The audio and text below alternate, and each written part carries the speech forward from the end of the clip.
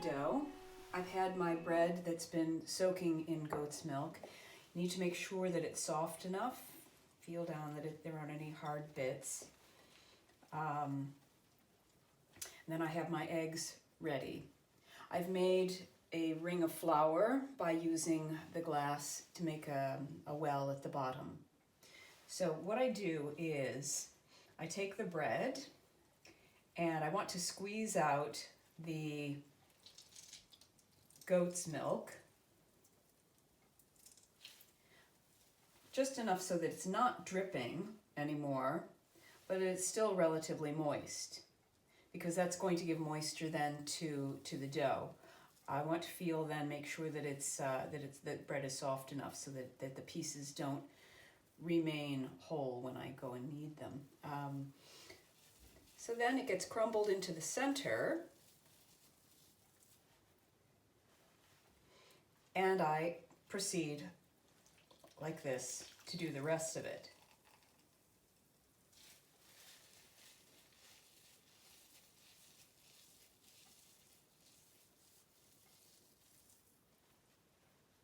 Like so.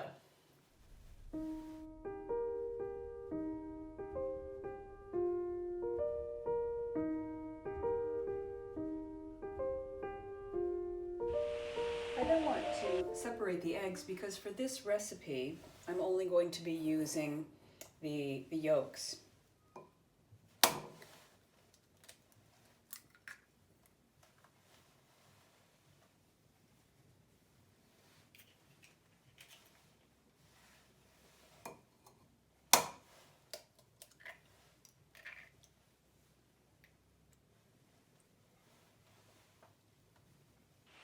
I've got the egg yolks positioned on top of the bread, and I'm going to break them up a little bit, mix them in with the soaked breadcrumbs, crustless bread.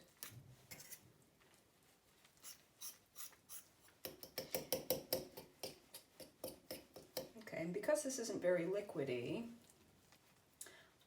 I'm going to just go ahead and proceed mixing it with my hands. I've got the flour and sugar ring around it, and I'm going to slowly incorporate that in.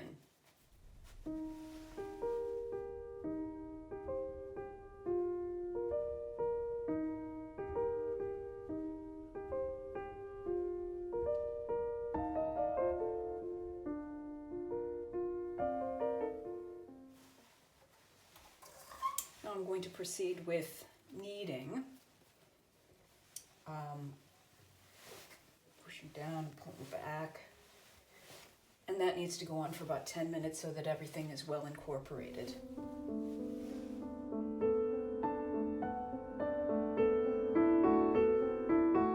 Coming into the home stretch here, you can see how wonderfully elastic and smooth it's becoming.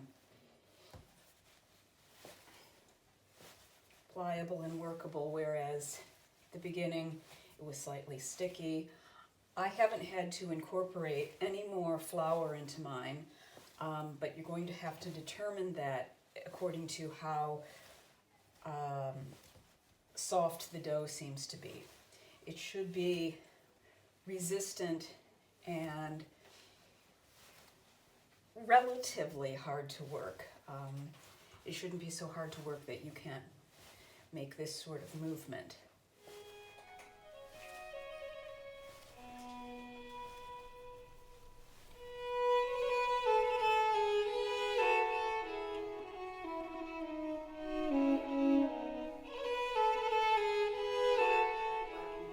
Into a disc, make it nice and smooth.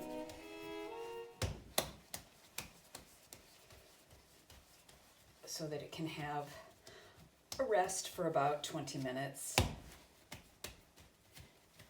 And even though in the Renaissance they didn't have plastic wrap, I do. So I'm going to wrap it up, keep that moisture in, and let it have a rest. Now I've got two pieces that are then divided from that 750, that will be about 83 grams per serving. And with all of the cheese and butter that's going to be on this, in addition to the fact that it's simply part of one dish in about 6 different dishes that I'm serving this evening. So 83 grams will be perfectly fine with all of the cheese and butter. This is my well-worn spianatoia that's got a piece on the back that will then hook onto your counter, so that while you're rolling out the dough, it's not going to slide. It needs to be relatively large, and the mattarello, which is the same length of this. I don't have very much room in my kitchen, so I hope you have more room in yours, but I manage.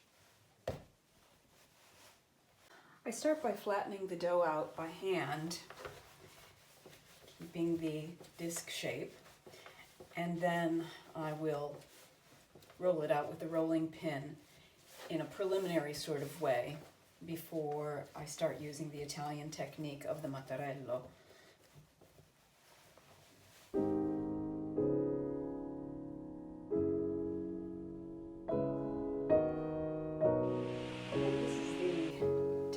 Of using the mattarello. Take the dough and you pull it back. I probably need a little bit of flour on this.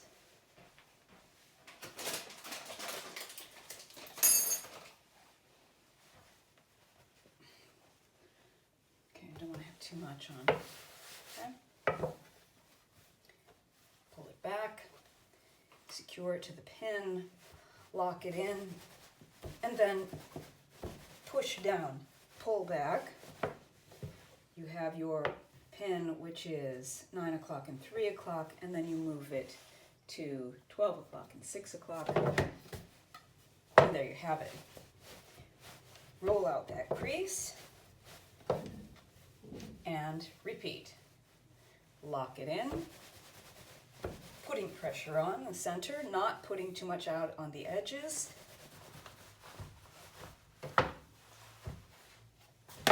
North-south.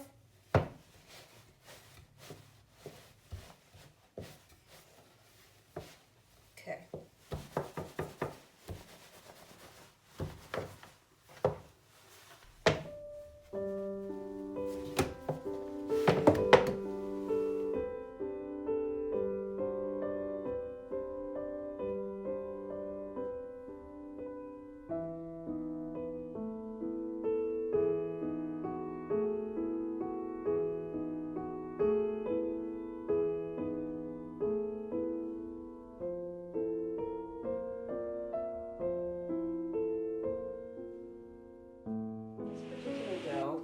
Keep it a little bit thicker than I normally would.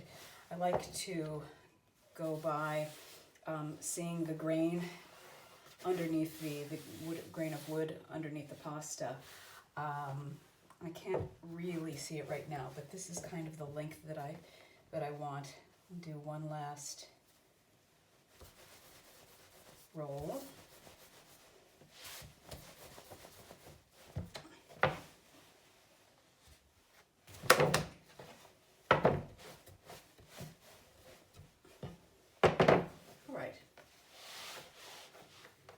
So this is relatively thick, and I'm going to go ahead and proceed with cutting it.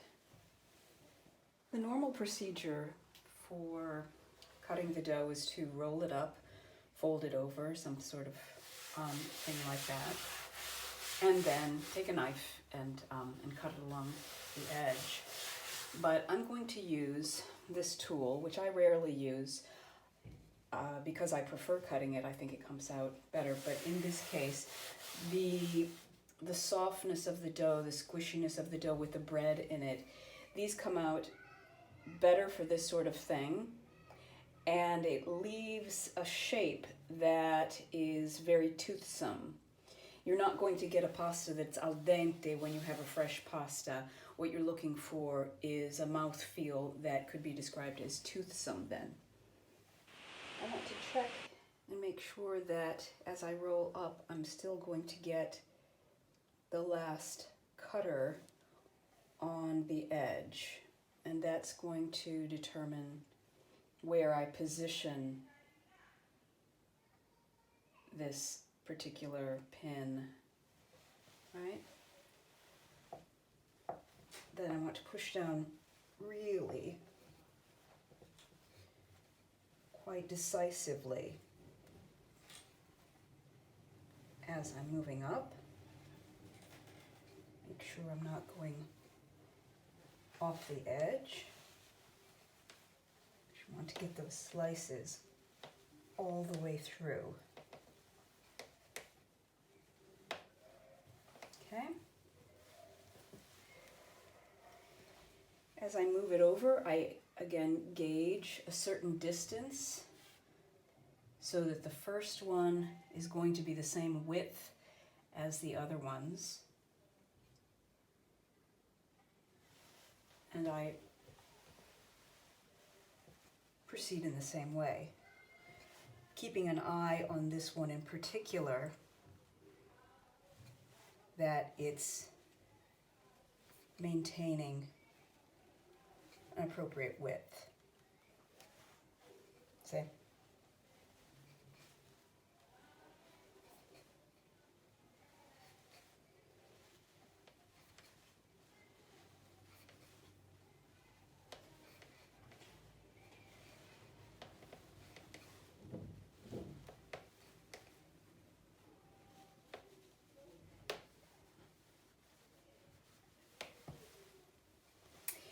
As these are being pressed up, they're also creating this sort of lump in the middle, this sort of hump in the middle, that's going to feel delicious in your mouth.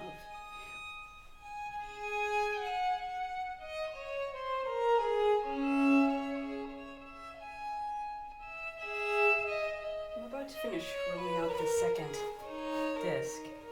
And this is where it's important to have a bit of intuition about how the thickness is if you're doing one dish and getting that same thickness, remembering how the other one is. So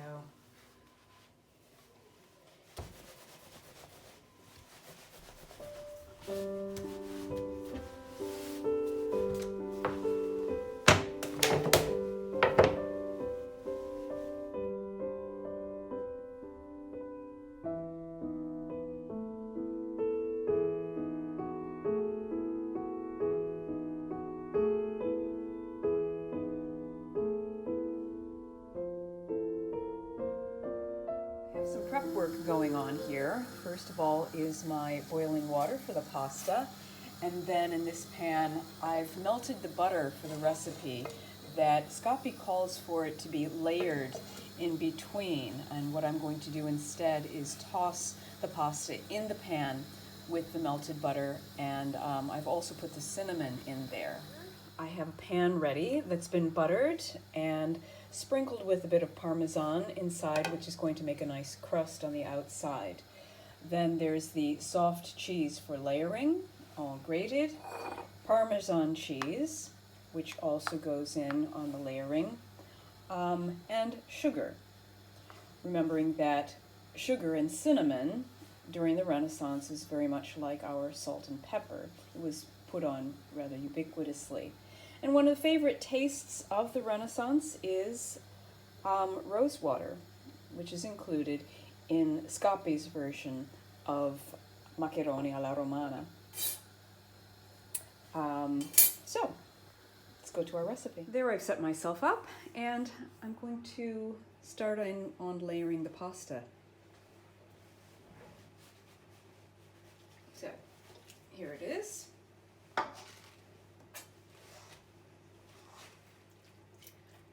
About probably about a third of the total for each layer.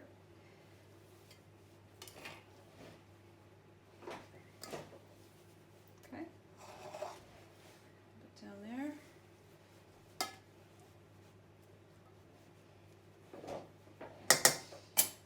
smells wonderfully of cinnamon and the butter. What could be better than a butter and cinnamon combination?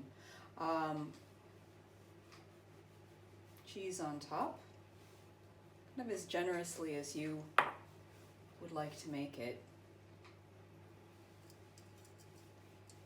Parmesan, which is going to be a bit sharper. And then just put sugar on as you would salt.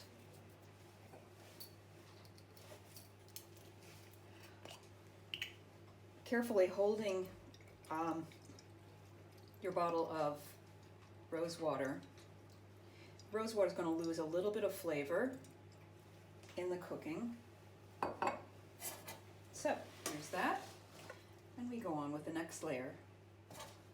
Then here's the last layer. Portion it out nicely. We have these layers here.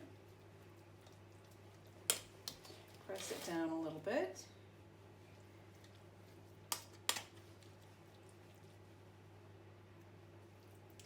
I have the oven already preheated, and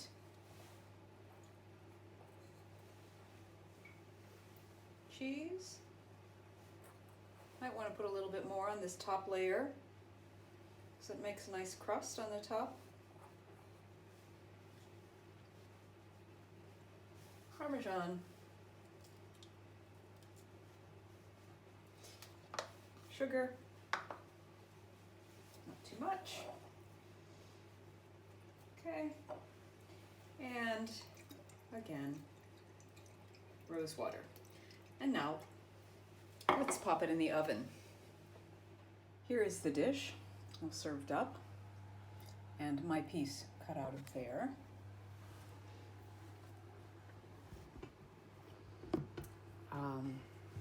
So of course we're going to have to try it. It's a little twirly.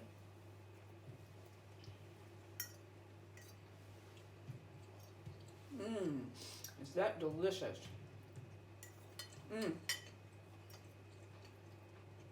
And this pasta with the bread has such a comforting texture to it. And cinnamon, the sugar, with the cheese, it all really does come together. Even though you might be suspicious of how sweet it's going to be, but it's not in the least cloying. It's just a suggestion of sugar, but so delicious. Buon appetito.